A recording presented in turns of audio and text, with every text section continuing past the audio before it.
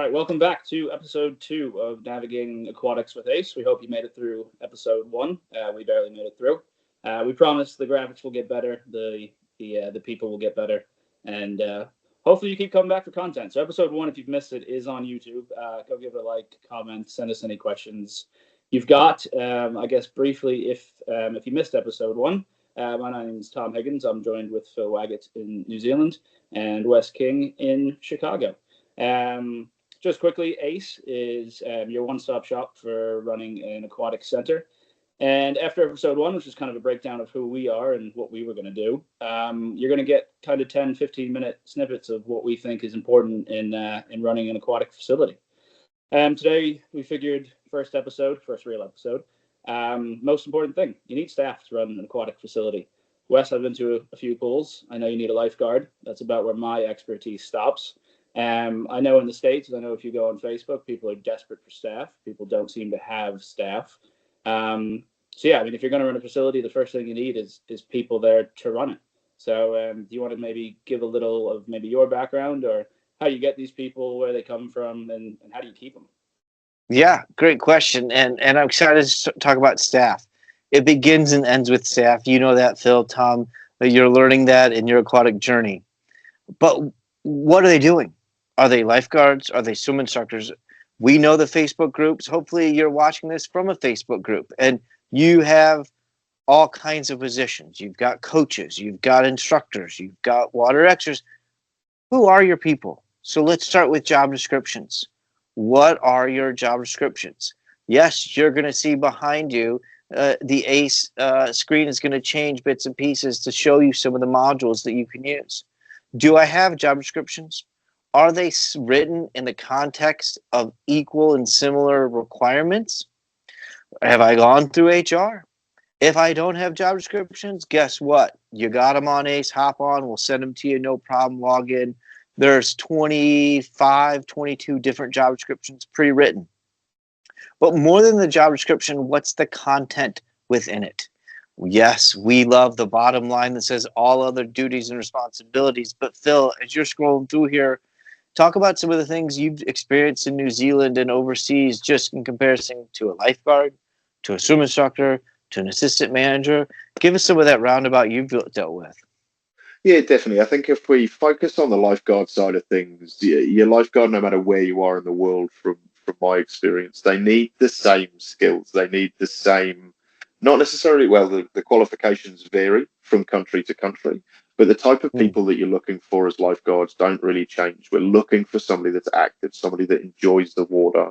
And what the system in ACE allows you to do is really tweak these job descriptions to suit your demographic and your people that you are trying to reach.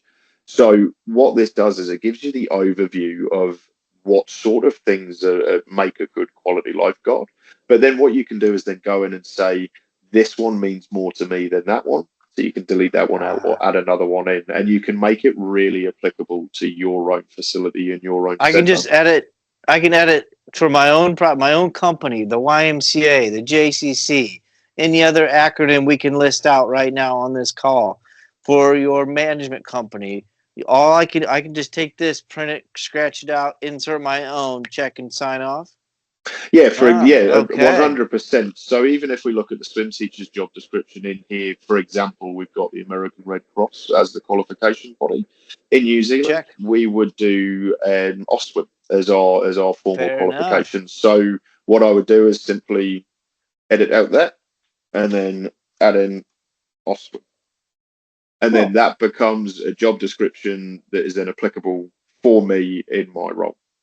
Phil, you've been doing this too long to make it this easy. Aquatics is supposed to be hard, my man. We've been telling Tom for a year that aquatics is a pain in our rear end and aquatics is so challenging. It can't be this easy, Phil. But it is. That's where the system's been built based on knowledge of those that have done it before, and it's the same old adage. It's only easy if you know the answer, and this provides you with that answer. So Phil, as you scroll there, for example, and you want to keep these people that you're hiring. So, for example, in maybe a bar or restaurant, you start out washing glasses, and then you might wait tables, so then you might be a bartender, and then you might manage the place. What's the step of a kid who's 18 years old who walks in that pool. I wish. Obviously, not 15, everyone's going to end 16. up being a manager. But what's the roadmap for, you've got a kid who you're like, this kid could run my place in 5 years. How do you keep moving him up? How do you keep him engaged? How do you get him, what are those next 4 levels up, and how do you keep him doing it?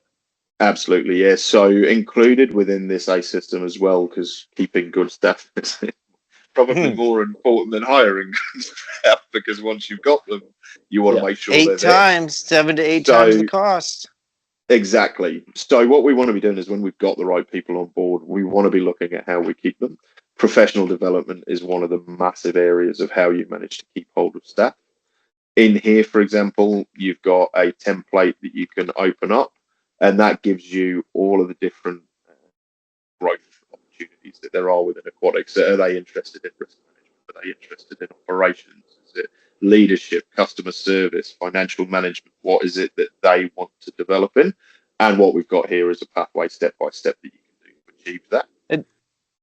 And that's what's unique about this program too, is you're not just hiring a swim instructor anymore. When I need to fill a role, and Tom, I think that's how the conversation started. We're seeing so many people. I just need a staff. I just need an employee, or I need an employee that wants to do more. Well, this program allows for that. I'm just not hiring you to come in and teach some lessons one night a week or teach water aerobics a half a day a week. No, I'm bringing you in because on paper from day one, I've created a path for you. Now, if you don't want to take that path, so be it. But it allows me to bring in a different type of audience. It allows me to recruit differently. It allows me to go to HR and fight for a higher wage, because I've shown that this individual, Tom, to your point, stands out, him, her, or otherwise. They're going to do more than just this specific thing. And if I follow these pathways, I can allow that development to happen over 3, 6, 12 months, school schedules, travel schedules, sports schedules. All right, let's use the plan that's in place versus having to figure it out on the fly for every type of employee we bring on. So just love that it allows that upfront design for growth. Yeah. And one of the other really cool aspects of this system is it even goes as far to give you interview questions as well. So don't tease me there, Phil. Don't tease. Asking the right questions are integral to getting the right staff member. And here we've got a whole bunch of different competency-based questions that allow you to recruit for all of these different positions. Again, the questions are editable. They can be put into your own language, your own organization, to ensure that you are finding the right people that fit your organizational goals and targets and aims. Yes, so within there as well, you've got a whole range of different interview questions. Do you think that kind of... Oh, sorry to cut you off there, Wes. Do you think kind of in that, you get that 18-year-old who walks in the door there, and he might be making, we'll say, a bit above minimum wage or this or that. Do you find that there's a step for them to grow if you can maybe show them a path down the line? Like, hey, yeah, great, you're making $18 an hour now as a lifeguard, but hey, if you stick with this, have you seen like an example of that where you can show a kid that, yeah, okay, you might be a lifeguard for these 6 months, but if you work with us, you're teaching swimming lessons in a year from now, which you're charging X amount. And is that something that you think drives maybe the younger generation to probably stay in the industry? Definitely. I mean, in a lot of the organizations that I've worked at, I've always been huge on staff development and staff retention, because, as we said, the cost of acquiring a new member of staff is huge.